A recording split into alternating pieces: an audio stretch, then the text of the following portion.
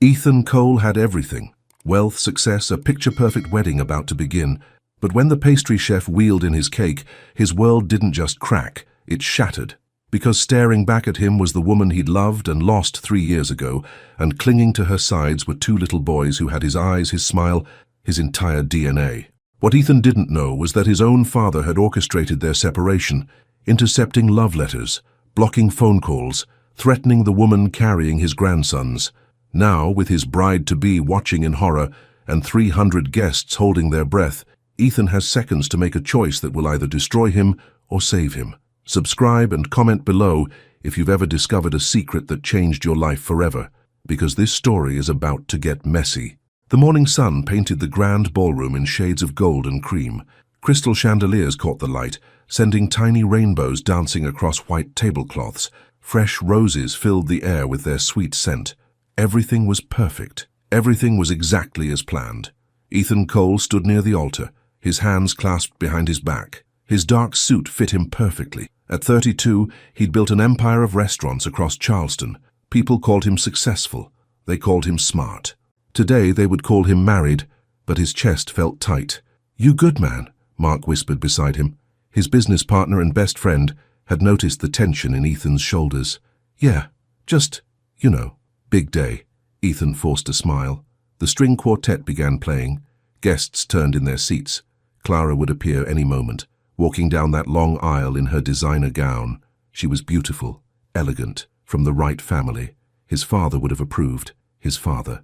Dead 2 years now. Even in death, the old man's voice echoed in Ethan's head. Make the right choices. Marry the right woman. Build the right life. Ethan swallowed hard. The ballroom doors opened, but it wasn't Clara. A woman in a white chef's coat pushed a cart through the side entrance. The wedding cake sat on top, 5 tiers of pure white frosting and delicate sugar flowers. The woman moved with quiet grace, her dark skin glowing against the white uniform. Her hair was pulled back in a neat bun. Ethan's world stopped spinning. His breath caught in his throat. His heart hammered against his ribs. Maya. It couldn't be. After 3 years, after all this time. But it was her. The same full lips, the same elegant neck, the same way she moved like she was dancing even when she was just walking. Their eyes met across the crowded room. For one heartbeat, everything else disappeared. The guests, the music, Clara, the whole wedding, gone. Maya's eyes widened. Her hands gripped the cart handle. For a second, Ethan thought she might turn and run, but she didn't. She kept moving forward, positioning the cake at the display table near the front. Her movements were careful, professional, but her hands trembled slightly. Ethan took a step toward her without thinking. "Ethan," Mark grabbed his arm. "What are you doing?" He barely heard him. Maya was 20 feet away, then 15. She was arranging something on the table, keeping her eyes down. Then came the sound that changed everything. "Mama!" 2 small boys burst through the same side door Maya had used. They couldn't have been more than 2 years old. Both had dark, curly hair. Both wore matching blue shorts and white shirts. They ran on unsteady toddler legs, giggling. "Mama! Mama!" they called again. Maya turned, her face breaking into a warm smile. She crouched down as they crashed into her arms. The room went quiet. Confused whispers rippled through the guests. Ethan stared. His mind raced, trying to process what he was seeing. The boys. Maya. The timeline. One of the twins looked up. His eyes, bright and curious, scanned the room. When they landed on Ethan, the boy tilted his head. Those eyes. Ethan knew those eyes. He saw them every morning in the mirror. The champagne glass slipped from Ethan's hand. It shattered on the marble floor. The sound echoed through the silent ballroom like a gunshot. "Ethan!"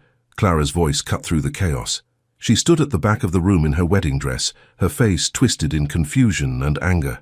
"What is happening?" Maya stood up quickly, each boy holding one of her hands. Her eyes met Ethan's again. This time there was no hiding the emotion there. Fear, sadness, something else he couldn't name. "I'm sorry," she said quietly. The words were meant only for him, but in the silence everyone heard them.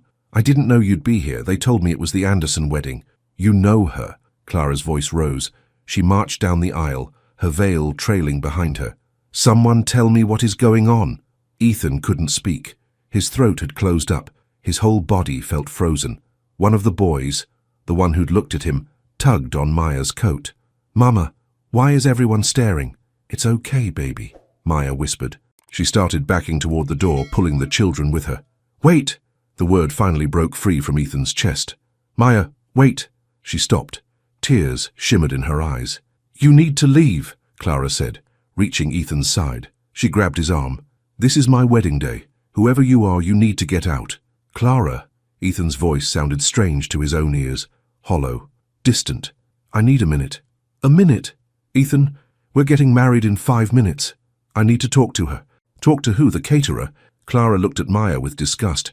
What could you possibly need to say to her? Everything. Ethan pulled his arm free. I need to say everything. He walked toward Maya. Each step felt like moving through water. The guests whispered louder now. Phones came out. Someone was definitely recording this. He didn't care. When he reached Maya, he could see the details he'd memorized 3 years ago.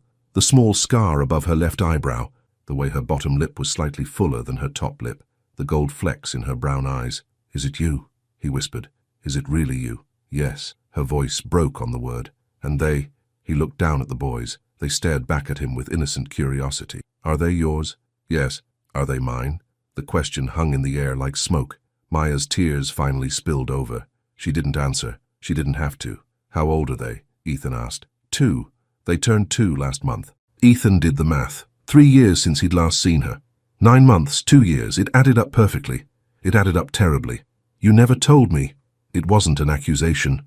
Just a fact. A painful, impossible fact. You left, Maya said softly.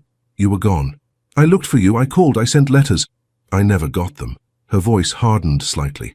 I got nothing. Just silence. That's not true. I tried. This is insane. Clara's shriek interrupted them. She pushed between them, her face red. Ethan, stop this right now. Everyone is watching. Let them watch. Ethan couldn't look away from Maya, from his sons. His sons. The thought was too big to fit in his head. If you walk away from me now, Clara's voice dropped to a dangerous whisper. We're done. The wedding's off. The business deal with my father's off. Everything we've built. I don't care. The words came out clear and certain. Maybe the most certain he'd felt in 3 years. Clara gasped. You don't mean that? I do. He finally looked at her.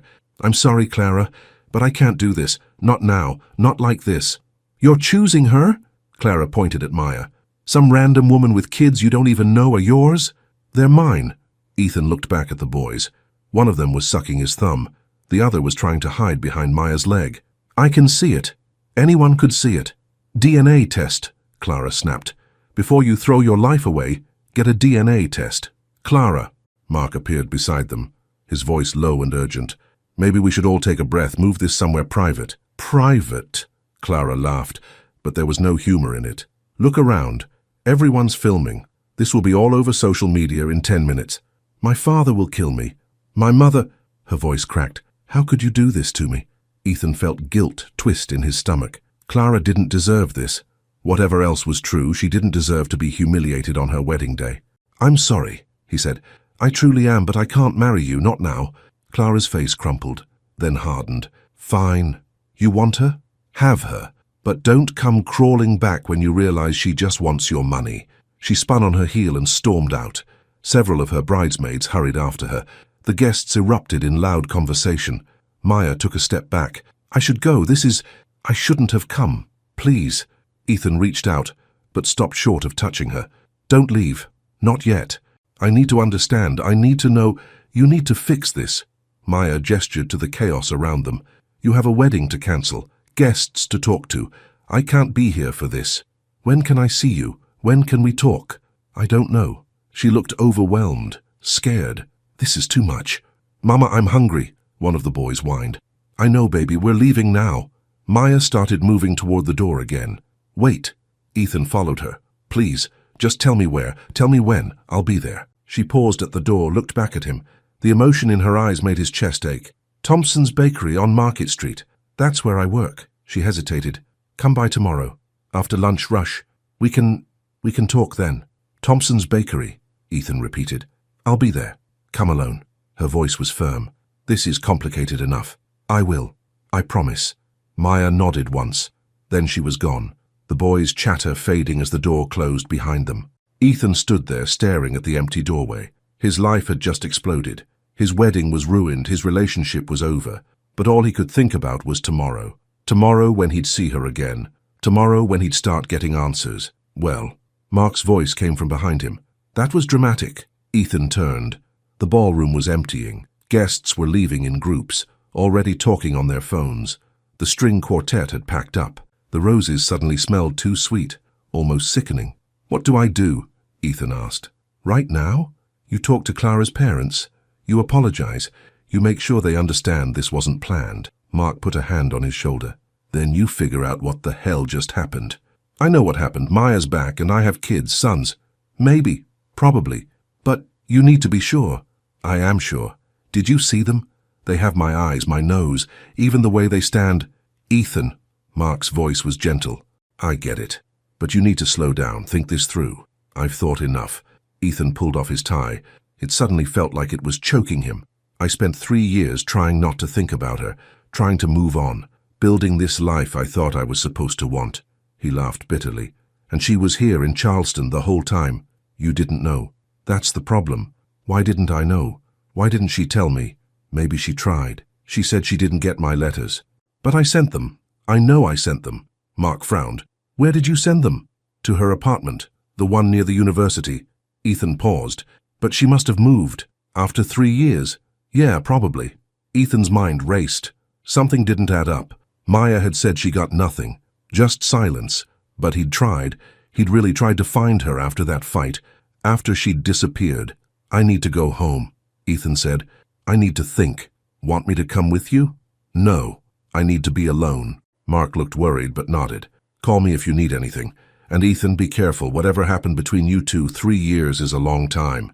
People change. Not Maya. Ethan said it with certainty. She was the most honest person I ever met. Then why didn't she tell you about the kids? The question hit Ethan hard. He didn't have an answer. The hotel room felt like a cage. Ethan had changed out of his wedding suit into jeans and a t-shirt. He'd turned off his phone after the 50th call. Most were from business associates, some from his mother's friends, all wanting to know what had happened. He didn't want to explain, couldn't explain, not yet. Instead, he sat on the edge of the bed and stared at the wall. Maya, after all this time, looking older, more tired, but still beautiful. Still the woman who'd made him feel alive in a way nothing else did. They'd met 4 years ago at a food festival. She'd been selling cupcakes from a tiny booth. He'd stopped because the line was long, always trust a crowd's opinion on food. When he finally reached the front, she'd smiled at him and asked what he wanted. Everything, he'd said without thinking. I want to try everything. She'd laughed. Actually laughed, not the polite giggle most people gave him when they realized he was Ethan Cole. Everything's a lot, she'd said. How about I pick my 3 favorites for you? Deal. But only if you tell me about them. That's how it started, simple, easy. She'd talked about baking like other people talked about breathing, like it was essential, like it was joy itself. He'd stood there eating the best red velvet cupcake of his life, while she explained the importance of real vanilla, and how her grandmother had taught her to measure by feel, not cups. He'd asked for her number. She'd given it without hesitation. For 6 months, they'd been inseparable. She'd made him laugh, made him forget about quarterly reports and business deals, made him remember why he'd gone into food in the first place, because it brought people together, because it mattered. And then his father had found out. Ethan squeezed his eyes shut against the memory. His father standing in his office, face red with anger. A baker? You're dating a baker from some no-name school? Ethan, you're a Cole. We have standards. She's amazing, Dad. If you'd just meet her. I don't need to meet her. I need you to end this. Now, before it becomes a problem. She's not a problem. I love her. His father had laughed. Actually laughed. Love? You're 29 years old. You don't know what love is. You know what this is? It's you being distracted, losing focus. I'm not losing anything. Then prove it. End this relationship. Show me you're serious about this company, about your future. They'd fought, badly. Ethan had left angry, had driven to Maya's apartment to vent, to hold her and forget his father's words. But when he got there, they'd fought too, about his family, about his father's disapproval, about whether Ethan would ever really stand up for what he wanted. You let him control you, Maya had said, tears in her eyes. You're so worried about being the perfect son you forget to be yourself. That's not fair, isn't it? When was the last time you did something just because you wanted to, not because it was good for business or made your father happy? I'm with you, aren't I? For now, until it gets too hard, until Daddy threatens to cut you off. That's not... I wouldn't... But his phone had rung. His father. Heart attack. Hospital. Come now. Ethan had left, rushed to the hospital, spent the night watching machines beep while his father struggled to breathe. And when morning came, when the doctors said his father was stable, Ethan had driven back to Maya's apartment to apologize, to make things right. But she was gone. The apartment was empty, her furniture gone. No note, no explanation, just gone. He'd called her phone. It was disconnected. He'd asked her neighbors. They said she'd moved out in the middle of the night. He'd gone to her school. They said she'd withdrawn. She'd vanished like smoke. Ethan had searched for weeks, had hired people to find her. But Charleston was a big city, and Maya Thompson was apparently a common enough name that the trail went cold fast. Eventually, his father recovered. Eventually, life moved on. Ethan threw himself into work, opened 3 more restaurants, met Clara at a charity gala, started dating because it was easier than being alone. And now, 3 years later, here she was, with his sons, living in Charleston the whole time. Why hadn't she told him? Why hadn't she tried to find him? Ethan stood up and walked to the window. The city sparkled below. Somewhere out there, Maya was putting those boys to bed. His boys, reading them stories, kissing their foreheads, and he'd missed it. All of it. The pregnancy, the birth, their first words, first steps, everything. The anger surprised him with its intensity. Not at Maya, at the situation, at the 3 years lost, at whatever had kept them apart. Tomorrow, he thought. Tomorrow he'd get answers. He just hoped he was ready to hear them. Sleep didn't come. Ethan lay awake all night, watching shadows move across the ceiling. His mind wouldn't shut off. Every time he closed his eyes, he saw those boys, their faces, their eyes, his sons.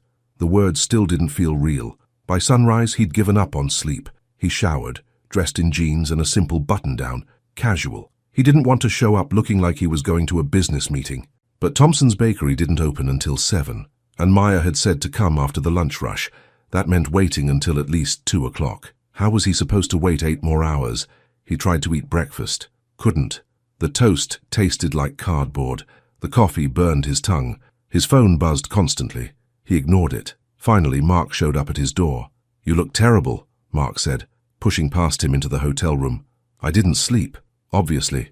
Mark set down a bag from a coffee shop. "Eat something. You need energy." "I'm not hungry." "Eat anyway." Mark's voice had that tone, the one that meant he wasn't arguing. Ethan grabbed a bagel from the bag and took a bite. It might as well have been sawdust. "Clara's father called me," Mark said, settling into a chair. "He wants to know if you're planning to back out of the restaurant partnership." "I don't know. I haven't thought about it." "You need to think about it. That deal is worth $3 million. "I know what it's worth." "Do you? Because from where I'm sitting, you just threw away your engagement, humiliated one of Charleston's most prominent families, and probably lost the biggest business opportunity of your career." Mark paused. "All for a woman you haven't seen in 3 years. She has my kids." "Maybe. You don't know that for sure." "I know." "How? Because they have your eyes?" "Lots of kids have brown eyes, Ethan." Ethan set down the bagel. "It's more than that. I know it sounds crazy, but when I looked at them, I just knew." Mark sighed. "Okay, let's say you're right. Let's say they are yours. Then what? You suddenly become a dad? You have no idea how to take care of kids." "I can learn." "And Maya? What about her? You two had a bad breakup. She disappeared without a word. Why would she want you involved now?" "I don't know. That's what I need to find out." "Be careful," Mark warned.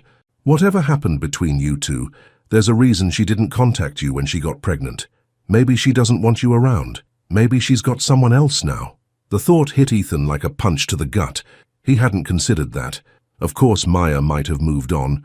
3 years was a long time. She could be married, could have a boyfriend. "I still need to know," Ethan said quietly. "I need to understand what happened, why she left, why she didn't tell me. And if the answers aren't what you want to hear, then at least I'll know, at least I'll have closure." Mark studied him for a long moment. "You're really going to do this? Walk away from everything for a chance at something that might not even work out? Not walking away, just reprioritizing. Your father would be furious." "My father's dead." The words came out sharper than Ethan intended. "And I'm tired of living by his rules, making his choices, being the son he wanted instead of the man I am." "Fair enough." Mark stood up. "But think about this. If those kids are yours, They've been fine without you for 2 years. Maya's been managing on her own. Maybe she doesn't need you to swoop in and play hero. This isn't about being a hero, it's about being responsible, about doing the right thing. Is it? Or is it about getting back the woman you never got over? The question hung in the air. Ethan didn't answer because he wasn't sure he could. Was this about the kids? Or about Maya? Or about the life he'd convinced himself he didn't want anymore? I have to go, Ethan said finally. It's almost 2. Want me to come with you? No. Maya said to come alone. Mark nodded. Call me after. Let me know how it goes.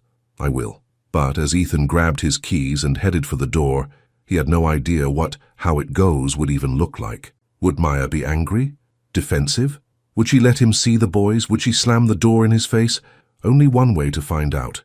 He took a deep breath and stepped out into the afternoon sun, heading toward Market Street and whatever answers waited there. Market Street smelled like coffee and fresh bread. Tourists wandered between shops, stopping to look in windows. Street musicians played on corners. It was a beautiful afternoon, the kind Charleston was famous for. Ethan barely noticed any of it. Thompson's Bakery sat between a bookstore and a flower shop. The storefront was small but charming. White paint with soft blue trim. A hand-painted sign hung above the door showing a cupcake with swirls of frosting. Through the large window, Ethan could see display cases filled with pastries. His heart pounded as he pushed open the door. A bell chimed. The smell hit him immediately. Sugar, vanilla, butter, something with cinnamon. It smelled like comfort, like home. A young woman with pink hair stood behind the counter helping a customer. She glanced up at Ethan and smiled. Be with you in just a second. Ethan nodded. His eyes swept the small space. 6 tables. Walls painted a warm cream color. Photos hung in simple frames, mostly pictures of baked goods, but a few of the staff. He spotted Maya in one, laughing while covered in flour. Can I help you? The pink-haired woman had finished with her customer. I'm here to see Maya. She said to come by after lunch rush. The woman's smile faltered slightly. She studied him more carefully. You're him, the guy from yesterday. Yes. Hold on. She disappeared through a doorway behind the counter. Ethan waited. His palms were sweating. He wiped them on his jeans. A minute passed, then 2. Finally, Maya emerged. She'd changed from her chef's coat into a simple blue dress. Her hair was down now, falling in soft waves past her shoulders. She looked tired, beautiful and tired. Ethan, her voice was carefully neutral. Hi. They stared at each other across the counter. The air felt thick with everything unsaid. Let's go out back, Maya said finally. More private. He followed her through the kitchen. It was small but spotlessly clean. Mixers lined one counter. Cooling racks covered another. Through a back door, they stepped into a tiny courtyard. 2 chairs and a small table sat under an awning. Plants in pots added touches of green. Maya sat down. Ethan took the other chair. Thank you for seeing me, he said. I wasn't sure you'd actually come. Why wouldn't I? Yesterday was a lot. I thought maybe in the light of day you'd realize it was all too complicated. She folded her hands in her lap. Rich men don't usually want surprise kids showing up. I'm not most rich men, aren't you? You were about to marry someone else. You've built this whole life without me, without them. The hurt in her voice cut deep. That wasn't my choice, Maya. You left. You disappeared without a word. I left? Her eyes flashed. You make it sound like I had a choice. Didn't you? No. She stood up, pacing the small courtyard. No, I didn't have a choice. Not really. Then explain it to me. Help me understand. Because I came back to your apartment the morning after our fight and you were gone. Everything was gone. Like you'd never existed. Maya stopped pacing. She turned to face him. Your father's lawyer showed up at my door that night, after you left for the hospital. Ethan felt his stomach drop. What? He said your father had a heart attack because of the stress I was causing. Said I was a distraction you couldn't afford. That if I really cared about you, I'd let you focus on what mattered. My father did that. But even as he said it, Ethan knew it was true. That was exactly something his father would do. He offered me money. $20,000 to leave Charleston. To leave you alone. Maya's voice shook. I told him to leave, but he left his card. Said to call him when I came to my senses. I didn't know. Maya, I swear I didn't know. I believe you. You were at the hospital. You had other things to worry about. She sat back down. But then, a week later, I found out I was pregnant. The words hung in the air between them. And you didn't tell me. It wasn't an accusation, just a fact, a painful fact. I tried. I called your phone. It went straight to voicemail every time. I went to your office. Your secretary said you weren't taking visitors. I even tried to talk to your father directly." She laughed bitterly. "That went about as well as you'd expect." "What did he say?" "He said if I was coming around looking for money, I could forget it. Said he'd have DNA tests done to prove the babies weren't yours. That he'd drag my name through every newspaper in Charleston if I tried to claim otherwise." Maya's hands trembled. "He scared me, Ethan. I was 26, pregnant, alone, and this powerful man was threatening to destroy me." Ethan felt sick. "When did this happen? When did you talk to him?" "About a month after you went to the hospital, right after I found out about the twins." "Twins?" The word still felt impossible. "Did you know then? That it was two?" "Not at first, but yes, eventually." She smiled slightly. "Ben and Leo, that's their names." "Ben and Leo," Ethan repeated softly. His sons had names, real names, lives he knew nothing about. "Your father died a few months later," Maya continued. "I read about it in the paper. Part of me wanted to come to you then, but I was 7 months pregnant by that point, huge, scared, and I kept hearing his voice in my head, his threats. Why didn't you come after the babies were born, after my father was gone?" Maya was quiet for a long moment. "Pride, I guess, and fear. You'd moved on. I saw pictures of you with other women, at galas, charity events. You looked happy, like you'd forgotten all about me." "I never forgot you." The words burst out before Ethan could stop them. "Not for a single day. You were the best thing that ever happened to me, and then you were gone. I didn't know how to move on. I went through the motions." "That's what it looked like, going through the motions." Maya met his eyes. "You want to know the truth? I was angry. I was hurt. You never fought for me. When your father disapproved, when things got hard, you just let me go. That's not fair. I tried to find you. Did you? Or did you make some calls, send some emails, and then give up when it got too difficult?" Her voice was gentle but firm. "I'm not saying this to hurt you, but you asked why I didn't tell you about the boys. This is why. Because I didn't trust that you'd actually be there, that you'd choose us over your family's approval." The words stung because they were partially true. Ethan had searched, yes, but had he searched hard enough? Or had he let himself believe Maya wanted to be gone? "You're right," he said quietly. "I could have done more, should have done more. I was scared of my father, of disappointing him, of losing everything I'd built." He leaned forward. "But I'm not scared anymore. My father's gone. And yesterday, when I saw them, everything else just stopped mattering. For now," Maya said. "But what about next week? Next month? When the reality sets in that you have 2 toddlers who need constant attention, when you realize your whole life has to change, then it changes. I want to know them, Maya. I want to be their father. You don't even know them. Then let me. Please, give me a chance." Maya studied his face. Whatever she saw there must have satisfied her because she nodded slowly. "Okay, but we do this my way. Slowly. I won't have them confused or hurt because you're having some crisis. That's not what this is, isn't it? You just left someone at the altar. You blew up your whole life in front of hundreds of people. That's not the behavior of someone who's thinking clearly." "I was thinking clearly for the first time in years," Ethan insisted. She was what I thought I was supposed to want. The right family, the right connections, but I never loved her. Not really. Not like..." He trailed off, but Maya heard what he didn't say. "Not like I loved you." "Don't," she said softly. "Don't go there. This isn't about us. It's about Ben and Leo, about what's best for them." "What is best for them?" "Having a father who's present, consistent, someone they can count on." She paused. "Can you be that person?" "I want to be." "Wanting and doing are different things." "I know, but let me try. Let me prove it to you." Maya was quiet for a long moment. Finally she stood. "Come on. I want to show you something." She led him back through the bakery and up a narrow staircase. At the top was an apartment, small but cozy. Toys scattered across the floor. A kitchen barely big enough for 2 people. A living room with a couch that had seen better days. "This is where we live," Maya said. "Above the bakery. Say it's not much, but it's ours." Ethan took it all in. The crayon drawings stuck to the refrigerator, the stack of picture books on the coffee table, the 2 small pairs of shoes by the door. This was where his sons lived, this small apartment above a bakery, while he'd been living in a penthouse with a view of the harbor. "Where are they?" he asked. "With my mum. She watches them during my afternoon shifts." Maya picked up one of the drawings from the fridge. "This is from Leo. He's obsessed with trains, draws them constantly." She handed it to Ethan.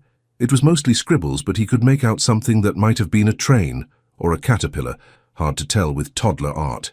"And Ben?" he asked. "Ben loves books. He'll sit and look at the pictures for hours. He's quieter than Leo, more cautious."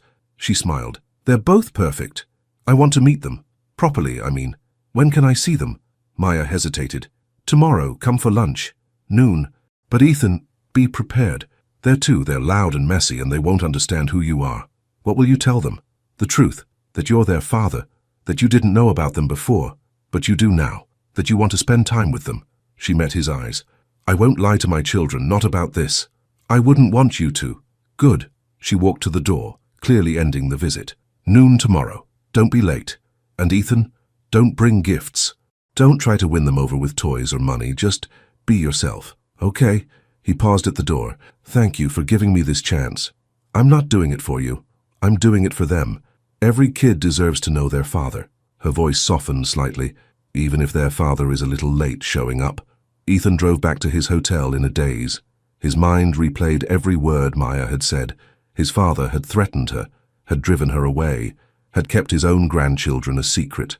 The anger built slowly, like a storm gathering strength. He pulled over on a side street and gripped the steering wheel until his knuckles turned white. If his father was still alive, Ethan wasn't sure what he'd do. Yell, rage, demand answers. But his father was dead, had been dead for over a year. There was no confrontation to be had, no chance to ask why.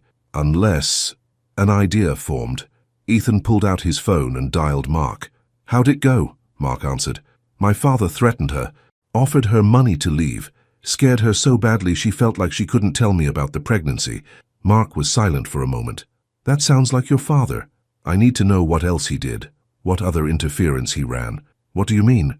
"Maya said she tried to call me, that my calls went to voicemail, that she couldn't get past my secretary." Ethan's jaw clenched. "I want to know if he had something to do with that, if he was blocking her."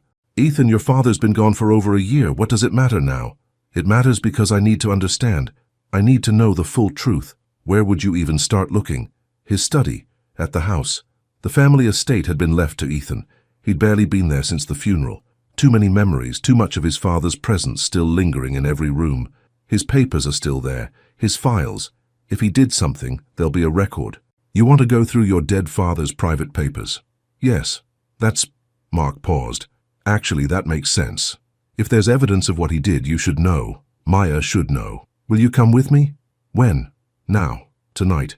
It's almost 5. "So," Mark sighed. "Fine. I'll meet you there in an hour." The Cole family estate sat on 5 acres just outside the city. White columns, sprawling gardens, a circular driveway that could fit 20 cars. Ethan had grown up in this house. He'd learned to ride a bike on this driveway, had his first kiss in those gardens, but it had never felt like home, just a place where he was expected to be perfect. Mark's car pulled up behind Ethan's. Together, they walked to the front door. "Still has that museum vibe," Mark commented, looking up at the columns. "That's exactly what my father wanted. Impressive, intimidating." Ethan unlocked the door. Inside, dust covers draped over furniture. The housekeeper came once a week to keep things clean, but the house felt abandoned, unloved. "Study's this way," Ethan said. His father's study was on the first floor, overlooking the garden. Dark wood paneling, leather chairs, floor-to-ceiling bookshelves. A massive desk sat in the center, polished to a shine. Ethan stood in the doorway, memories flooding back. How many times had he been called to this room? How many lectures had he endured while sitting in that uncomfortable chair across from the desk? "You okay?" Mark asked. "Yeah, just, this room holds a lot." They started searching. Mark took the filing cabinets. Ethan tackled the desk drawers. Most of it was boring. Tax documents, business records, receipts for expensive dinners and donations. Then Ethan found a locked drawer. "Hand me that letter opener," he said to Mark. "You're going to break it open?" "It's my desk now." It took some work, but the lock finally gave. Inside was a folder labeled Personal. Ethan's hands shook as he opened it. Letters, dozens of them, all addressed to Maya Thompson, all in his handwriting, all unopened. "Oh my God," Ethan whispered. Mark came to look over his shoulder. "Are those the letters I sent her? The ones she said she never got?" Ethan's voice was hollow. He intercepted them, kept them, never let her see them. There were at least 30 letters, some short, Some pages long, all desperate, all begging Maya to call him, to tell him where she was, to give him a chance to explain. Under the letters was something else. A contract. Ethan pulled it out, scanning the legal language. It was an agreement between his father and a private investigator, dated 3 years ago. The investigator had been hired to monitor and report on the whereabouts and activities of Maya Thompson. He was tracking her, Ethan said, his voice shaking. He knew where she was the whole time. There was more. Bank statements showing payments to Maya's landlord, bribes to not give Ethan her forwarding address, phone records showing calls from Maya's number to Ethan's office, each one noted as blocked or redirected. His father had systematically cut Maya out of his life, had made sure she couldn't reach him, had kept him in the dark about his own children. "I'm going to be sick," Ethan said, sitting heavily in his father's chair. Mark put a hand on his shoulder. "He's gone, man. He can't hurt you anymore, can't control you anymore." "But the damage is done. 3 years, Mark. I missed 3 years because of him. So don't miss any more. You know the truth now. Take these." Mark gestured to the letters. "Show Maya. Let her see that you tried, that you never stopped trying." Ethan gathered the letters carefully, as if they might disintegrate in his hands. These were proof that he'd cared, that he'd tried to find her. But would it be enough? Could it make up for 3 lost years? Only one way to find out. That night, Ethan couldn't sleep again. He sat in his hotel room reading through every letter he'd written to Maya. Some made him cringe. They were so desperate, so raw. Others made him sad. He'd been so lost without her. In one letter, written 2 months after she'd disappeared, he'd written, "I don't know if you'll ever read this. I don't even know if these letters are going anywhere. But I need to say it anyway. I'm sorry. For everything. For not fighting harder. For letting my father's opinion matter more than us. For being a coward. If you're reading this, please call me. Please give me a chance to make things right. I don't care what my father thinks. I don't care about any of it. I just care about you. I love you, Maya. I should have said it more when I had the chance. I love you and I'm lost without you. Please come back." He'd signed it simply. Ethan. Had he really been that vulnerable? That open? It felt like reading letters from a stranger. The Ethan who'd written these was different from the man he'd become. Harder. More guarded. Meeting Clara had seemed smart at the time. Safe. She wanted what he wanted, or what he'd convinced himself he wanted. A partnership. A merger of families and businesses. Nothing messy. Nothing that required his heart. But that Ethan, the vulnerable one who'd written these letters, that was the real him, the one he'd buried under layers of responsibility and expectation. Maya had seen that Ethan, had loved that Ethan. Could she love him again? Did he even deserve the chance? The questions circled his mind until dawn finally broke through the curtains. It was time to meet his sons. Ethan arrived at the bakery at 11:45. Too early, but he couldn't wait any longer. The pink-haired woman was behind the counter again. She gave him a knowing smile. "She said you'd probably be early. You can go on up." "Thanks." His heart hammered as he climbed the stairs. He'd brought the letters, all of them, wrapped in a folder.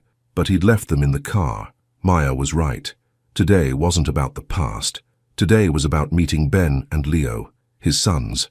He knocked on the apartment door. It opened immediately. Maya stood there in jeans and a t-shirt, flour smudged on her cheek. "You're early." "I know, sorry. I can wait downstairs if—" "No, it's fine. Come in." The apartment was messier than yesterday. Toys everywhere. 2 plates with half-eaten sandwiches on the coffee table. The TV was playing a cartoon about talking animals, and there, on the floor, were the boys. They looked up when Ethan entered. Leo, the one who'd stared at him at the wedding, tilted his head. Ben clutched a stuffed elephant. "Ben, Leo," Maya said gently. "This is Ethan. Remember I told you he was coming." "Hi," Ethan said. His voice came out rough. He cleared his throat. "Hi, guys." Leo stood up. He walked over completely unafraid and looked up at Ethan. "You're tall." Ethan almost laughed. "Yeah, I guess I am. Are you Mama's friend?" "Sort of. I'm your dad." The word felt huge. Too big for his mouth. Leo considered this. "Like on TV. Dad's on TV." "Yeah, like that." "Okay." And just like that, Leo went back to his toys. Ben didn't move. He watched Ethan with solemn eyes, still clutching the elephant. "Ben's shy," Maya said softly. "He takes time to warm up to people." "That's okay." Ethan lowered himself to the floor, sitting cross-legged. "I can wait," Maya smiled. "You want some coffee? Lunch will be ready in about 20 minutes. Coffee would be great." She disappeared into the kitchen. Ethan sat there watching the boys play. Leo was making car sounds, pushing a toy truck across the floor. Ben stayed where he was, but his eyes kept darting to Ethan, curious but cautious. "What's your elephant's name?" Ethan asked Ben. Ben hugged the elephant tighter. "His name is Peanut," Leo answered for his brother. "Ben takes him everywhere, even to bed." "Peanut's a good name," Ethan said. Ben's lips twitched, almost a smile. Progress, Ethan thought. Leo abandoned his truck and came over to Ethan.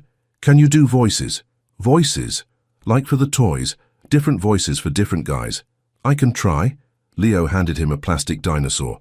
"This one's mean. He roars a lot." Ethan made a roaring sound. It was ridiculous, over the top. But Leo giggled, so Ethan did it again, louder. "Yeah, like that." Leo grabbed another dinosaur. "And this one is nice. He talks soft." They played like that for several minutes, making up a story about nice dinosaurs and mean dinosaurs. Ben eventually scooted closer, still holding Peanut, listening to the story. Maya came back with coffee, stopping in the doorway. The look on her face made Ethan's chest tight. It was wonder, and something that might have been hope. "Lunch is ready," she said. They ate at the small kitchen table, grilled cheese sandwiches and tomato soup. Simple food, but it tasted better than anything Ethan had eaten at his fancy restaurants. The boys told him about their favorite cartoons, about the park they liked to visit, about the cat that lived downstairs and sometimes came up to play. Normal stuff, kid stuff, and Ethan soaked up every word, trying to memorize everything. After lunch, Ben finally spoke directly to him. "Can you read?" he asked, his voice small. "Yeah, I can read." Ben disappeared and came back with a stack of picture books. He climbed onto the couch and patted the spot next to him. Ethan's throat felt tight as he sat down. Ben handed him the first book, something about a bear who couldn't sleep. As Ethan read, Ben leaned against him, just a little, but it was enough. Leo joined them after the first book, climbing onto Ethan's other side. By the third book, both boys were pressed against him, warm and solid and real. This, Ethan thought, this is what I've been missing. This is what matters. Maya watched from the doorway, tears shining in her eyes, and for the first time in 3 years, Ethan felt like he was exactly where he was supposed to be. The afternoon slipped by like water through fingers. Too fast, too precious to hold on to. Ethan read 7 books. He helped build a tower of blocks that Leo immediately knocked down. He watched Ben color carefully inside the lines, while Leo scribbled all over the page. He learned that Ben didn't like carrots but loved apple slices, that Leo could count to 15 but always skipped 11, that both boys were obsessed with a cartoon about a blue dog who solved mysteries. Normal things, simple things, things every father should know about his kids. Things he was 3 years too late learning. "They need a nap," Maya said around 3 o'clock. Both boys were getting cranky, rubbing their eyes. "Can Ethan stay?" Leo asked, yawning. "That's up to him," Maya said. "Please?"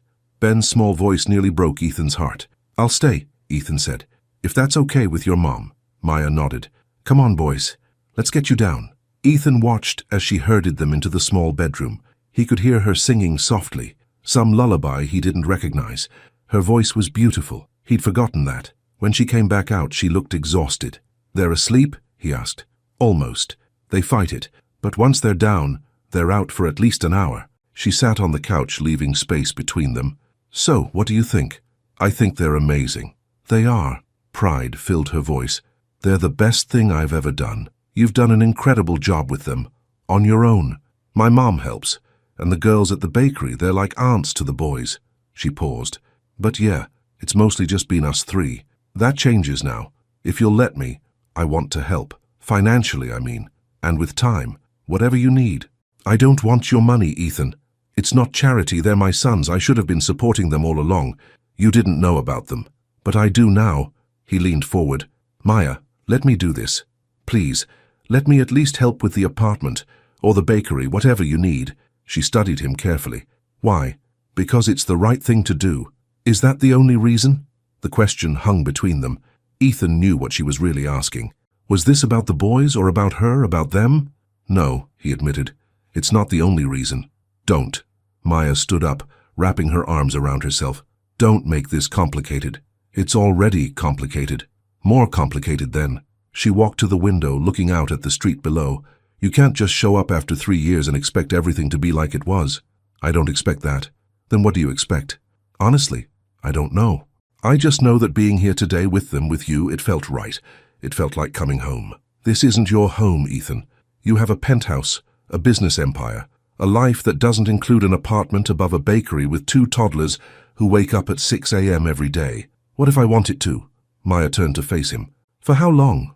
A week? A month? Until the novelty wears off and you remember that being a parent is hard and exhausting and sometimes boring. You think I'm going to get bored with my own kids?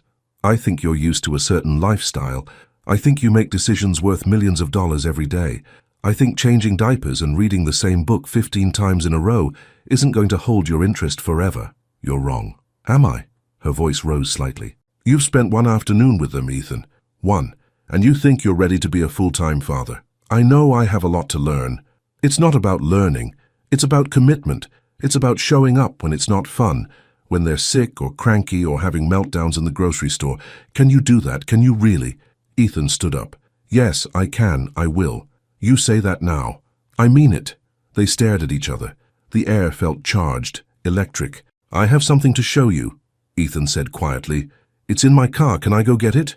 Maya hesitated, then nodded. He hurried downstairs and grabbed the folder of letters from his car.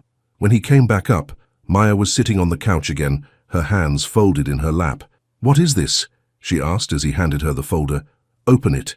She did. Her eyes widened as she saw the letters. All of them. All addressed to her. All unopened. I don't understand, she whispered. I found them last night, in my father's study, hidden in a locked drawer. Ethan sat beside her. He intercepted them, every single one. You weren't lying when you said you never got them. He made sure you wouldn't. Maya pulled out the first letter, then another. Her hands shook as she read the dates. There's so many. I wrote to you for almost a year. Even after everyone said you'd never come back, I kept writing. His voice cracked. I thought you didn't care, that you'd moved on and didn't want to hear from me, but you never got any of them. She opened one of the letters. Read it. Tears spilled down her cheeks. He tracked you too, Ethan continued. Hired a private investigator. Paid your landlord not to give me your address. Blocked your calls to my office. He had to force the words out. He knew where you were the whole time. He knew about the pregnancy. And he kept us apart anyway. Why? Maya's voice broke. Why would he do that? Because he didn't think you were good enough, because he wanted to control my life, because he was a controlling, manipulative... Ethan stopped, took a breath. He's gone now. But the damage he did, I can't undo that. I can't get those 3 years back. Maya set the letters aside and covered her face with her hands. Her shoulders shook. Ethan wanted to reach for her, but wasn't sure if he should. Maya, I hated you, she said through her tears. For months after the boys were born, I hated you. I thought you'd abandoned me, abandoned them. I thought you didn't care. I did care. I never stopped caring. I know that now. She lowered her hands. Her eyes were red, but there was something softer in them, something like forgiveness. I'm sorry for thinking the worst of you, for not trying harder to find you. You were protecting yourself, protecting them.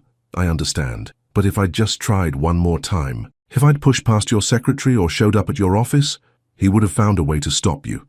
That's what he did. He controlled everything. Ethan finally gave in to the urge and took her hand.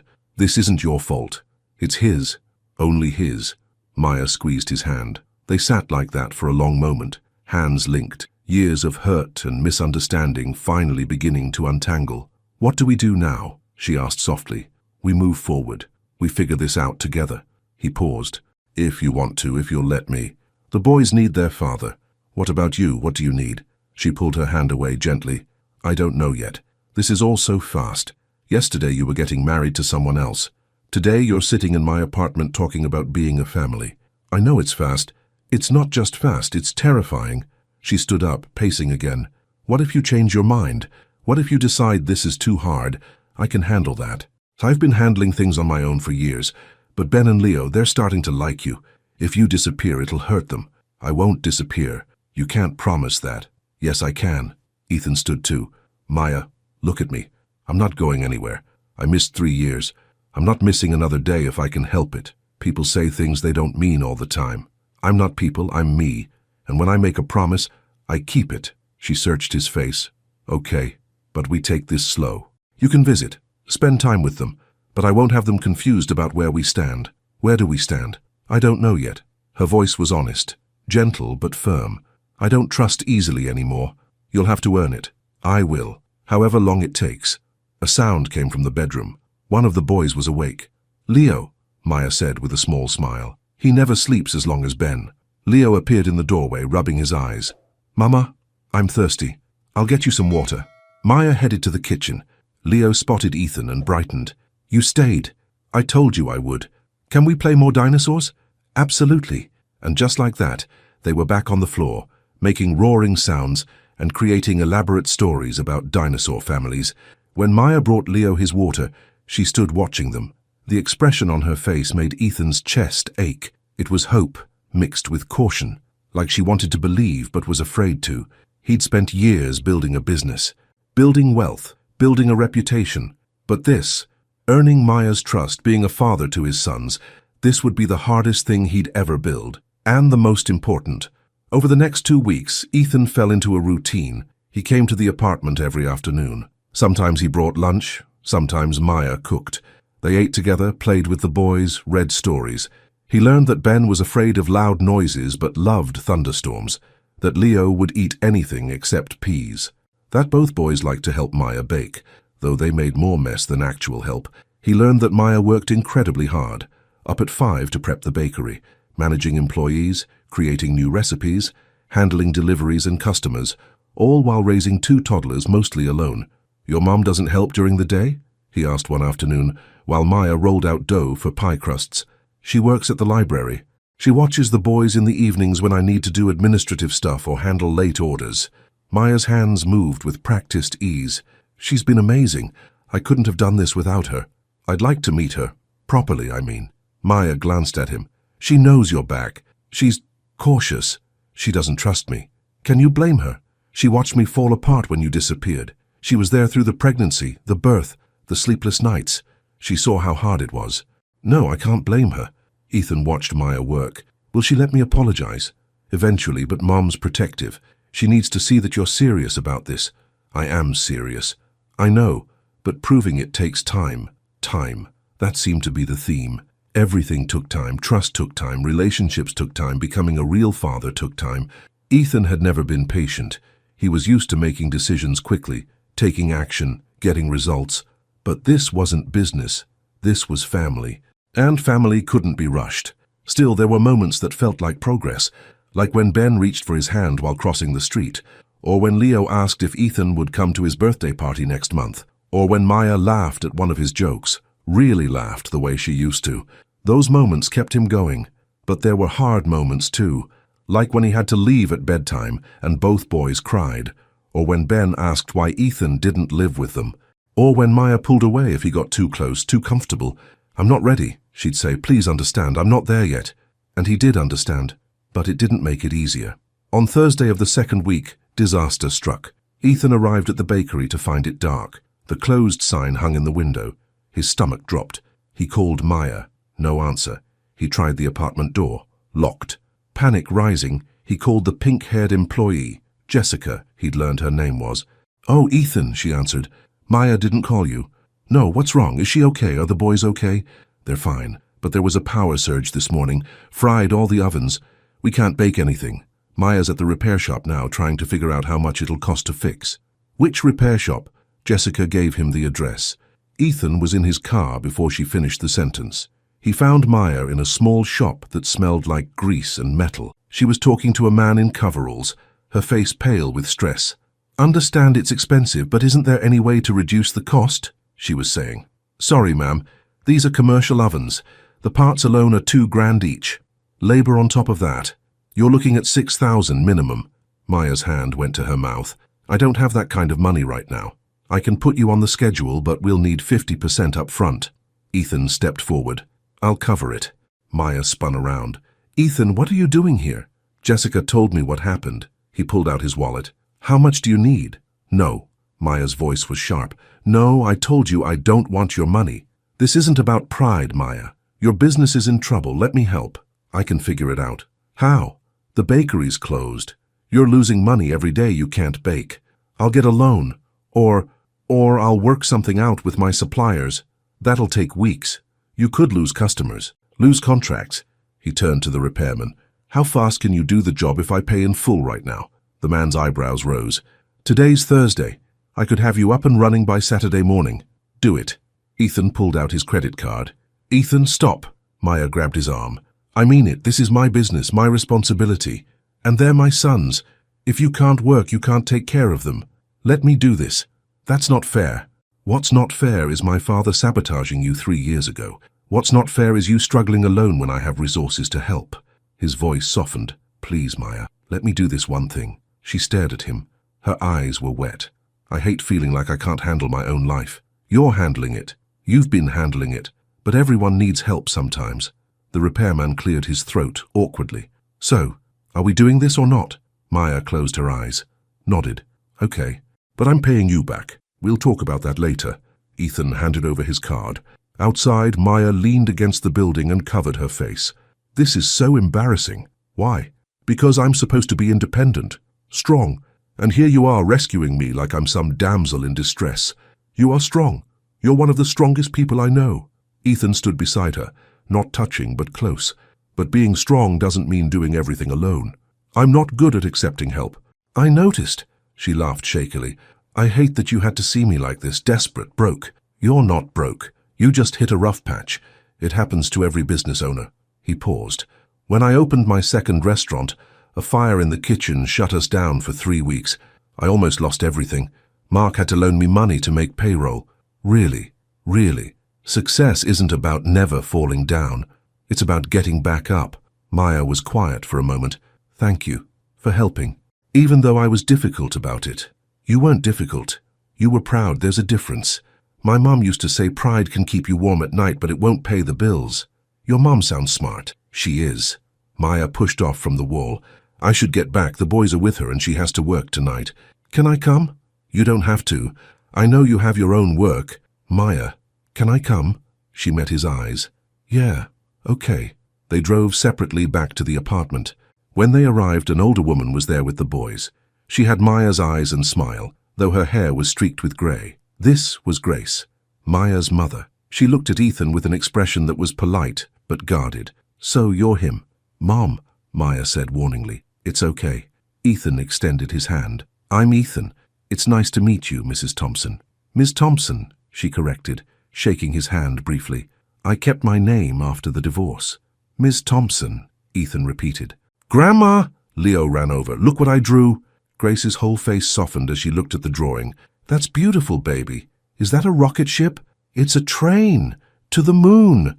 Of course it is. How silly of me. She spent a few more minutes with the boys, hugging them goodbye. Then she pulled Maya aside. Ethan tried not to listen, but the apartment was small. Be careful, Grace said quietly. I know he's their father, but that doesn't mean you have to let him back into your heart. I'm being careful. Are you? Because I've seen the way you look at him, like you used to, like you're falling again.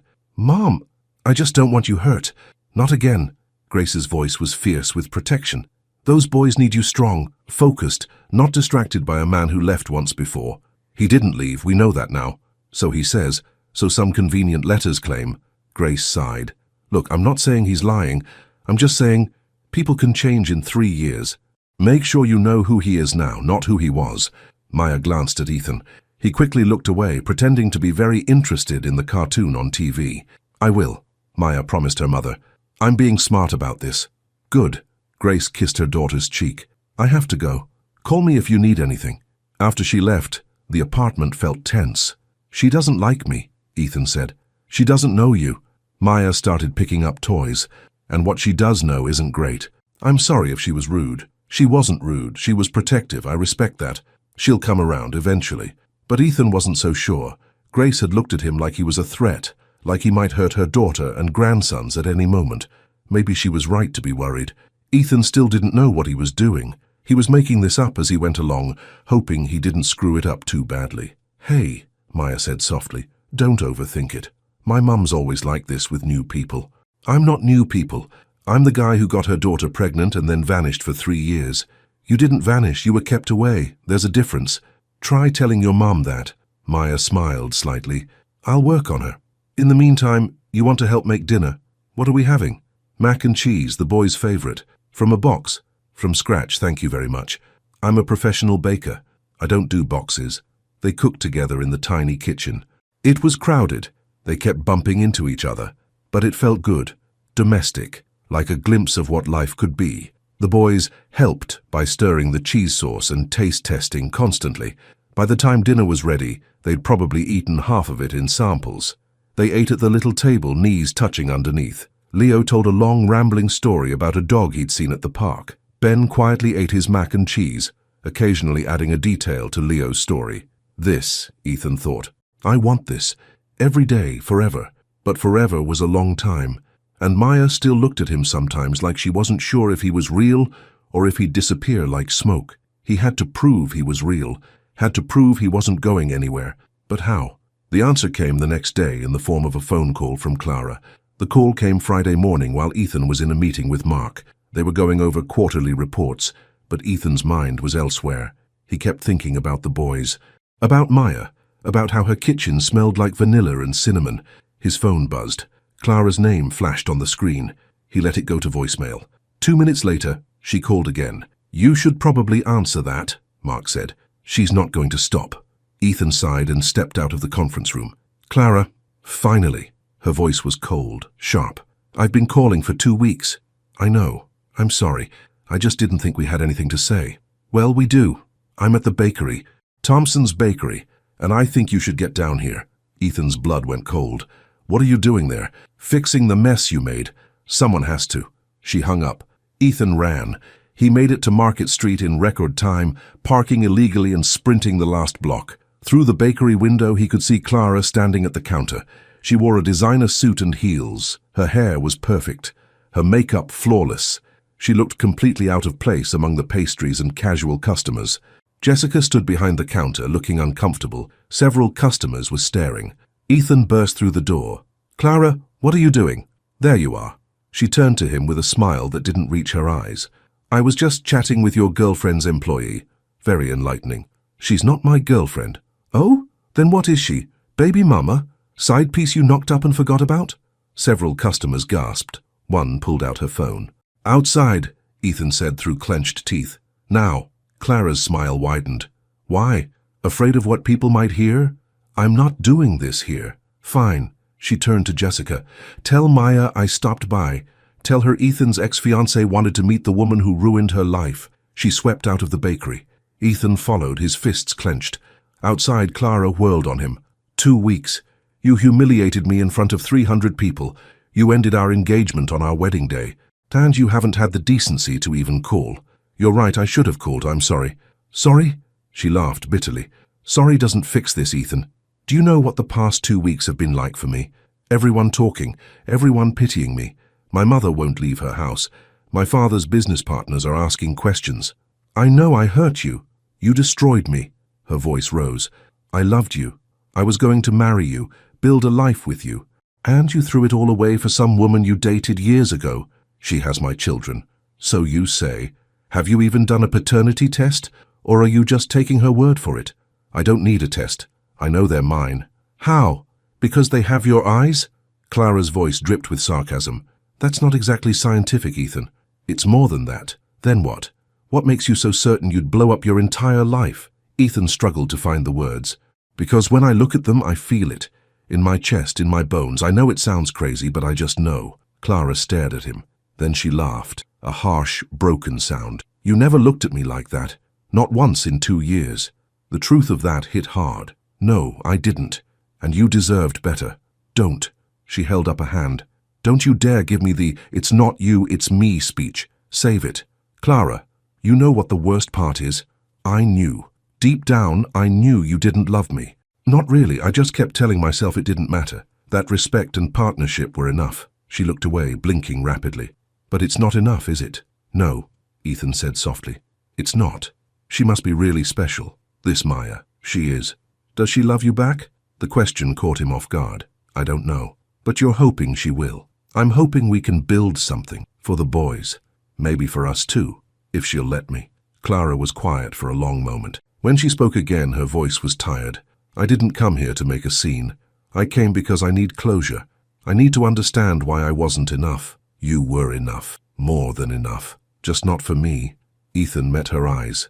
You deserve someone who looks at you the way I look at Maya. Someone who can't imagine living without you. That person exists, Clara. It's just not me. She nodded slowly. A single tear escaped, running down her cheek. She wiped it away quickly. My father wants his money back. The investment he was going to make in your restaurants. He can have it, all of it. Good. She straightened her shoulders. I suppose this is goodbye then. I really am sorry. For everything. I know. She turned to leave, then paused. Ethan, don't screw this up. If you're giving up everything for her, make sure it's worth it. Make sure you're all in. Because if you hurt her the way you hurt me... She didn't finish the sentence. She didn't have to. Clara walked away, heels clicking on the sidewalk. Ethan watched her go, feeling the weight of what he'd done settle on his shoulders. He'd hurt her. Badly. And no amount of apologies could fix that. But she was right about one thing. If he was doing this, really doing this, he had to be all in. No doubts. No backup plans. He had to choose. Really choose. The bakery or the business empire. Maya or the life his father had planned. Love or security. It wasn't even a hard choice. He pulled out his phone and called Mark. What's up? Mark answered.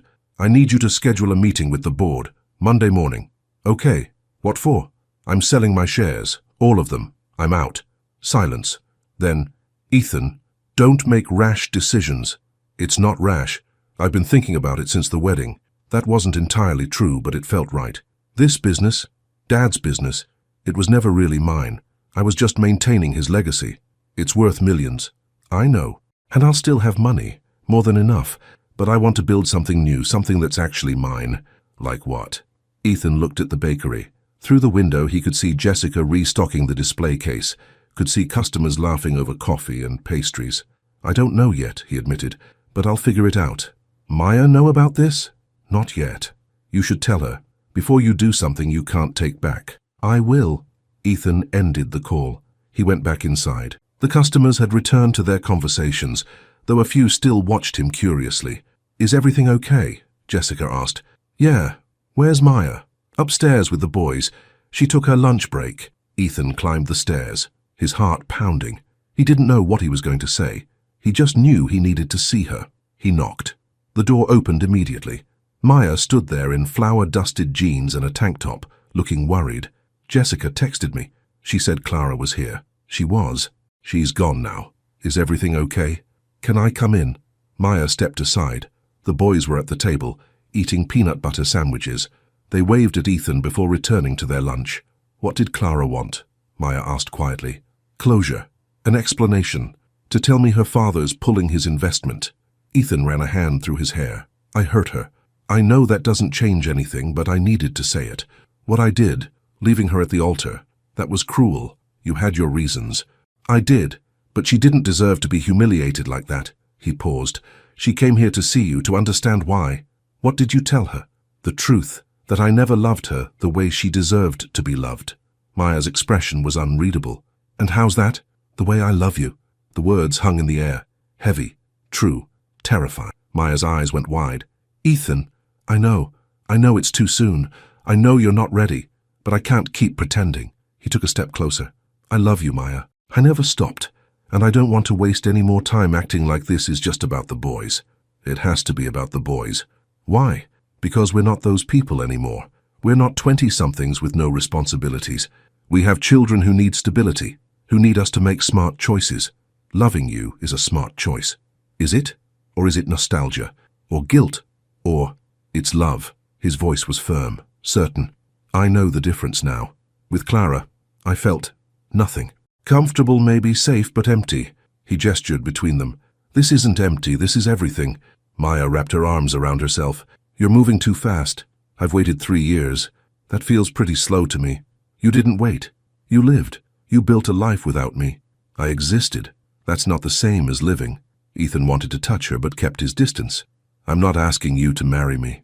I'm not asking you to let me move in. I'm just asking you to admit there's something here, something worth exploring. I can't. Why not? Because I'm scared. The words burst out of her. I'm terrified, Ethan. Last time I loved you, it destroyed me. I spent months crying, months wondering what I did wrong, months trying to pick up the pieces while growing 2 human beings inside me. Her voice shook. I can't go through that again. You won't have to. You can't promise that. Yes, I can. Maya, I'm selling the company. She blinked. What? My father's restaurant empire. The board meetings and quarterly reports and business deals. I'm done. I'm selling my shares and walking away. You can't do that. I already decided. The meeting's Monday. Ethan, that's your whole life. No. My whole life is standing in front of me. You and Ben and Leo, that's what matters. Not profit margins and expansion plans. He moved closer. I want to build something real. Maybe another restaurant. Maybe something else. But whatever it is, I want to build it with you, near you, for our family. Tears streamed down Maya's face. You don't mean that. You'll regret it. The only thing I regret is the time I wasted. Time I should have spent fighting for you. I don't want you to give up everything for me. I'm not giving up anything. I'm choosing.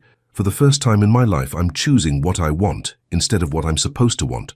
What if it doesn't work? What if we try and it falls apart? Then at least we'll know, at least we'll have tried. He finally closed the distance between them, taking her hands. I'm not my father, Maya. I'm not going to control you or threaten you or keep us apart. I'm just going to love you every day as best as I can. This is crazy. Yeah, it is. People will talk. They'll say I'm using you for money. Let them talk. Clara's family, they're powerful. They could make things difficult. I don't care. Your business partners, Maya. He squeezed her hands gently. Stop finding reasons why we shouldn't do this. Give me one reason why we should. She looked up at him. Her eyes were swimming with tears, but there was something else there too. Something that looked like hope. Because I love you too, she whispered.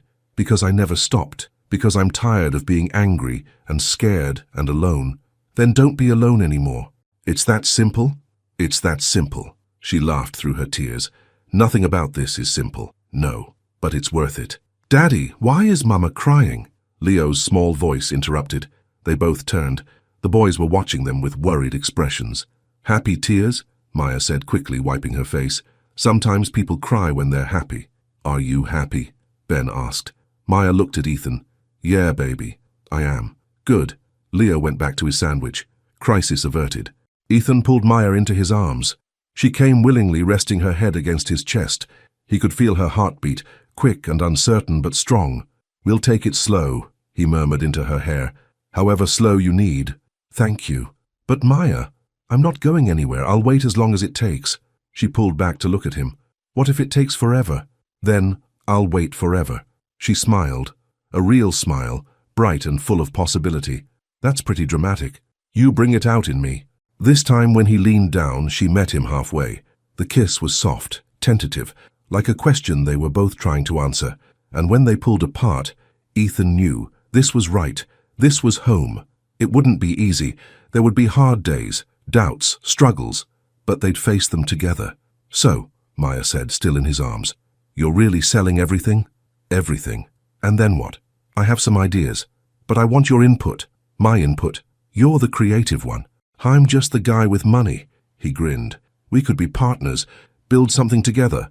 Like what? I don't know. A bigger bakery? A restaurant? A chain of both? He could see it forming in his mind. Something that's ours. Something we create from scratch. Maya bit her lip, clearly thinking. That sounds amazing and terrifying. Most good things are. You know nothing about baking. I know how to run a business, and I know quality when I taste it. Your pastries are the best I've ever had. You're biased. I'm honest. He kissed her forehead. Think about it. You don't have to decide now. Okay. She stepped back, smoothing her hair. I should get back to work. The afternoon rush will start soon. Can I stay? I could help. You want to work in a bakery? I want to be near you. If that means wearing an apron and serving cupcakes, so be it. She laughed. You're serious. Completely. All right. But you take orders from Jessica. She's the afternoon manager. Yes, ma'am. He spent the rest of the afternoon working the counter, taking orders, making coffee, chatting with customers. It was different from running board meetings. Simpler, but also harder in its own way. Every customer had a story, a reason they came, a preference for how they took their coffee. He had to remember names, had to be friendly, had to actually connect with people instead of just managing them from a distance. And he loved it. By closing time, his feet hurt, and his shirt had coffee stains, but he felt more satisfied than he had in years. You did good, Jessica said as they cleaned up. For a rich guy, you're not terrible at customer service. Thanks, I think. Maya came down from putting the boys to bed. She looked tired but happy. Did he behave himself? He only messed up 3 orders, Jessica teased. They were complicated orders. Both women laughed. It felt good, easy, like he belonged here. After Jessica left, Maya and Ethan finished closing up together, wiping tables, sweeping floors, turning off lights. "My mom wants to meet you again," Maya said as they worked. "Properly this time. Dinner tomorrow night." "Is that her idea or yours?" "Mine." But she agreed. Sort of. Sort of. She said, and I quote, "Fine, but if he breaks your heart again, I'm breaking his kneecaps." Ethan laughed. "Fair enough. I'll take that deal." "She's serious." "So am I." They finished cleaning and walked upstairs together. At the apartment door, Maya paused. "Thank you," she said, "for today, for everything. You don't have to thank me." "I do. You could have walked away, could have decided this was all too complicated, but you stayed. Where else would I go?" She smiled and rose up on her toes to kiss him. Just a soft press of lips, a promise of more to come. "Good night, Ethan." "Good night, Maya." He floated home. There was no other word for it. His feet didn't quite touch the ground. That night he started making plans. Real plans. For a future that included early mornings and bedtime stories. Flour on his clothes and small hands in his. Arguments about vegetables and laughter over silly jokes. A future with Maya, with Ben and Leo, with a family he'd choose every single day. Monday morning, Ethan walked into the board meeting with his head high. Mark gave him a look that said, "Are you sure?" Ethan nodded. "Gentlemen," he began, "thank you for coming on short notice. I have an announcement." The next hour was a blur of contracts and negotiations. His business partners tried to change his mind. They offered more money, more power, more everything. But Ethan's mind was made up. By noon, it was done. He'd sold his shares for an amount that would keep him comfortable for several lifetimes. The Cole restaurant empire would continue without him, and he felt lighter than he had in years. He drove straight to the bakery. Maya was in the kitchen, working on a wedding cake, 5 tiers of white frosting and delicate sugar flowers. It looked like the cake she'd brought to his almost wedding. "Is that—" he started. "No, different couple." She glanced at him. "How did it go?" "It's done. I'm officially unemployed." "How does it feel?" "Terrifying. Exciting." "Right." She set down her piping bag and wiped her hands. "So what now?" "Now I start figuring out what comes next." He came closer. "With you, if you'll have me. As a business partner. As whatever you'll let me be." Maya was quiet for a moment, then, "I have a confession." "Okay. I've been thinking about expanding, maybe opening a second location, or starting a catering company, but I didn't have the capital or the time. And now? Now I have a partner with both." She smiled. "If he's interested." "Very interested. There's one condition." "Name it." "You have to let me teach you to bake, really bake, no shortcuts. No calling it cooking. Baking. Deal." She held out her hand. He shook it, then pulled her close. "I love you," he said. "I love you too." She kissed him, soft and sweet. "Now let's go tell the boys." They went upstairs together. Ben and Leo were playing with blocks, building a tower taller than themselves. "Boys," Maya said, "Ethan has some news." Both boys looked up. "I'm going to be around a lot more now," Ethan said. "Every day. Is that okay with you?" "Yeah," Leo jumped up. "Can we play dinosaurs every day?" "Every single day." Ben walked over and took Ethan's hand. "Are you staying forever now?" The question was simple, direct, the kind only a child could ask. Ethan knelt down to Ben's level. "Yes, I'm staying forever." "Good." Ben hugged him. "I like you. I like you too, buddy."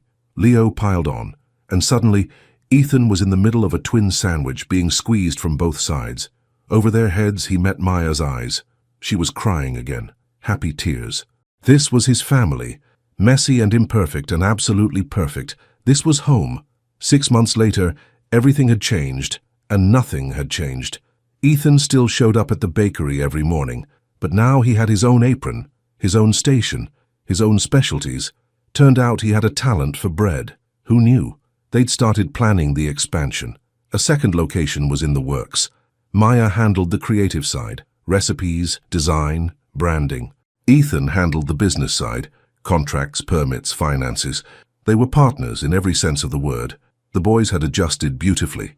They called him Daddy without hesitation now. They ran to him when he arrived, cried when he left. Normal kid stuff that made his heart feel 3 sizes too big. Grace had warmed up to him, slowly. She still gave him looks sometimes, reminders that she was watching. but she'd also invited him to Sunday dinners, let him help with the boys, even laughed at his jokes occasionally. Progress. Clara had moved to New York, started fresh. Ethan had heard through mutual friends that she was dating someone who looked at her like she hung the moon. Good. She deserved that. As for Ethan and Maya, they were taking it slow. He still lived in his apartment. She still lived above the bakery. They were together, but they weren't rushing. Well, mostly not rushing. There was the night they'd kissed until 2 in the morning, forgetting to be careful. The afternoon they'd almost crossed a line in the bakery kitchen before Jessica interrupted.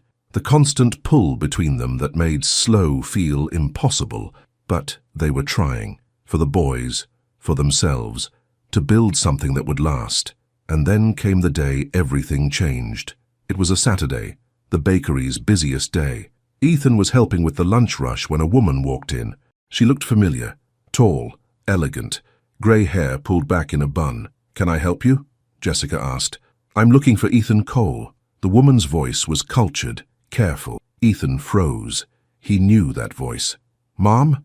His mother, whom he hadn't spoken to in over a year, stood in the doorway of Thompson's bakery, looking completely out of place in her designer suit and pearls. "Hello, Ethan." Her eyes swept the bakery, taking in everything.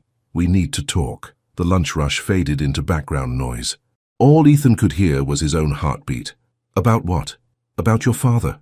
About what he did." She paused, her expression pained. "And about my grandsons. The ones you didn't tell me existed." Maya appeared from the kitchen, alerted by Jessica. She took one look at Ethan's face and moved to his side. His mother's gaze shifted to Maya.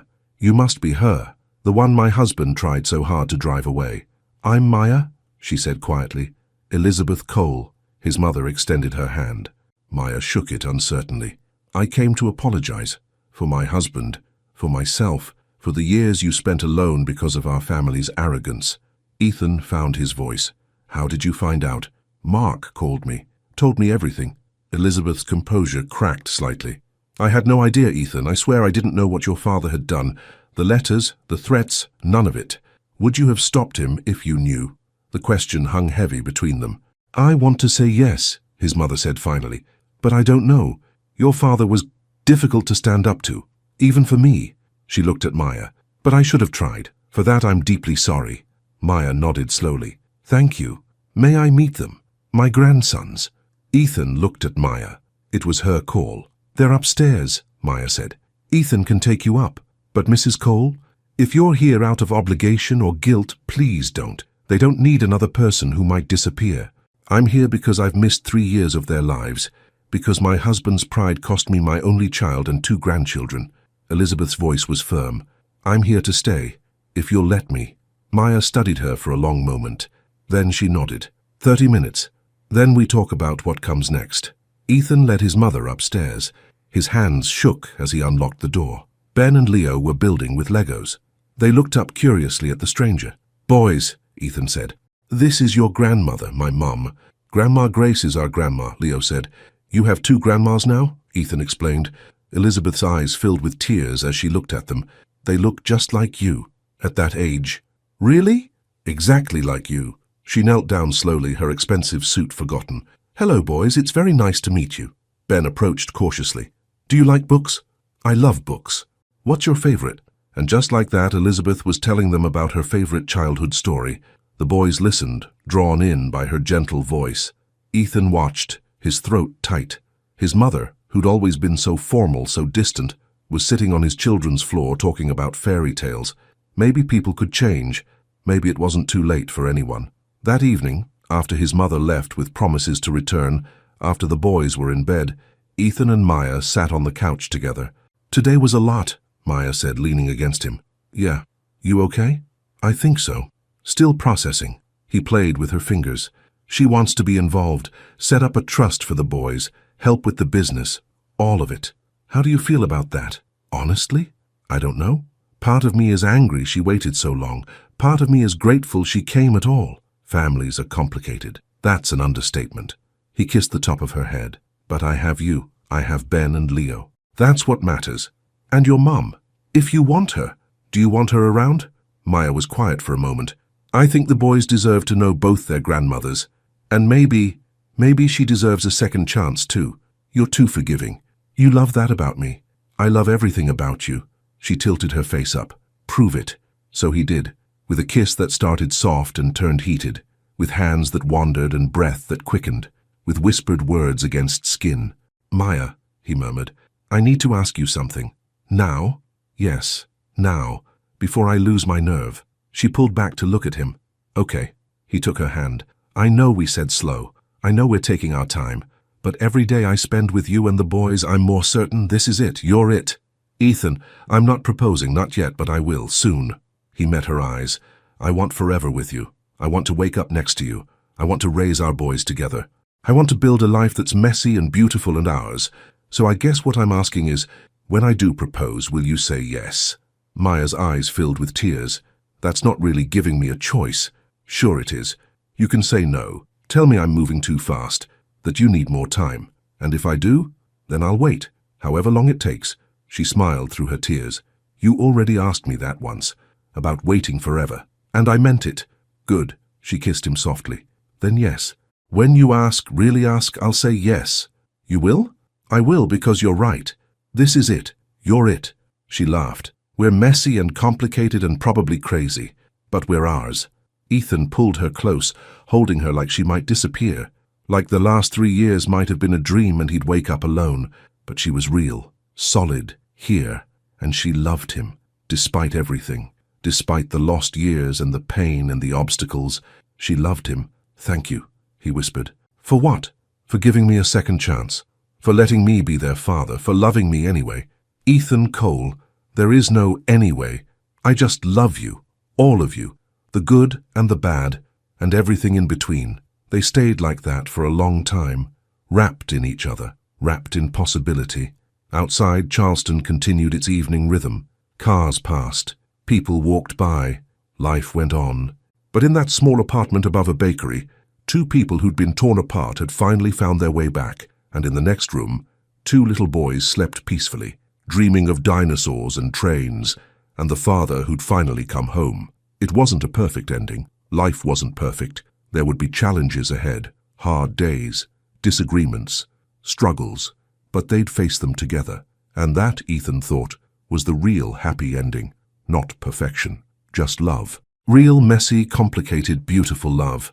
The kind worth fighting for, the kind worth waiting for, the kind worth coming home to, forever. 3 months later, the fairy lights twinkled in the bakery's back garden. It was small, but Maya had transformed it.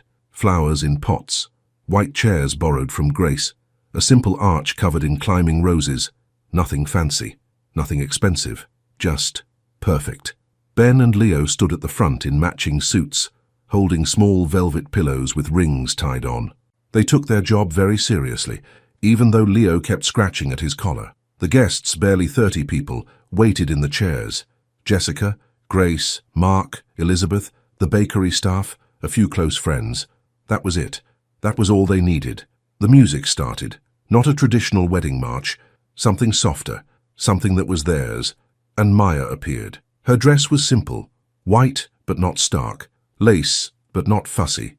Her hair was down, flowers woven through. She carried a bouquet of wildflowers picked from Grace's garden. She was the most beautiful thing Ethan had ever seen. Grace walked beside her, beaming with pride. When they reached the front, she kissed Maya's cheek and whispered something that made Maya laugh. Then Grace took her seat, and it was just Ethan and Maya, standing under the roses, standing in front of everyone who mattered. Hi, Maya whispered. Hi, Ethan whispered back. The officiant began talking, but Ethan barely heard. He was too busy looking at Maya, at the woman who'd changed everything, who'd given him purpose, given him family, given him love. The couple has prepared their own vows, the officiant said. Ethan took Maya's hands. His own were shaking. Maya, he began, 3 years ago I lost you, and I spent every day after trying to fill the hole you left behind, but nothing worked, because you weren't just someone I loved. You were home. His voice cracked. And then, by some miracle, you came back. You gave me a second chance I didn't deserve. You let me meet our sons. You let me prove I could be the man you needed. He paused, composing himself. I'm not perfect.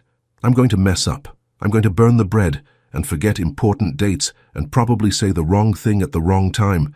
But I promise I will choose you, every single day, in the good times and the hard times, when it's easy and when it's not. I will choose us, choose this family, forever. Maya was crying. So was half the audience. She squeezed his hands and began her own vows. Ethan, you asked me once what I needed. I didn't have an answer then, but I do now. I need you. Not your money or your connections or your fancy business skills. Just you. The man who reads the same book 7 times without complaining. The man who learned to bake because I asked him to. The man who shows up every day, without fail. She smiled through tears. You're not perfect. Neither am I. We have history and baggage and 2 toddlers who don't understand personal space. But we have love. Real love. The kind that lasts. The kind worth fighting for. So I promise, I will trust you. I will let you in, even when it's scary. I will build this life with you. For us, for Ben and Leo, for whatever comes next. The officiant smiled. Do you have the rings? Ben and Leo stepped forward, holding out their pillows proudly. The rings were simple gold bands. Nothing flashy. Nothing that screamed money or status. Just symbols of forever. Ethan slipped the ring on Maya's finger. She did the same for him. By the power vested in me, the officiant said, I now pronounce you husband and wife. You may kiss. Ethan didn't need to be told twice. He pulled Maya close and kissed her, deep and sweet and full of promise. The guests cheered. Ben and Leo clapped. Someone, probably Jessica, whistled loudly. And when they finally broke apart, Ethan whispered, We're finally home. Yeah, Maya whispered back. We are. They walked back down the aisle hand in hand, as husband and wife, as partners, as family. Ben and Leo ran after them, shouting about cake. Because of course they were thinking about cake. The reception was in the bakery itself. Maya had made their wedding cake, simple white frosting with fresh strawberries, not fancy, but delicious. They ate, they danced, they laughed. Ethan danced with his mother, who cried through the whole song. He danced with Grace, who reminded him that her kneecap threat still stood if he ever hurt her daughter.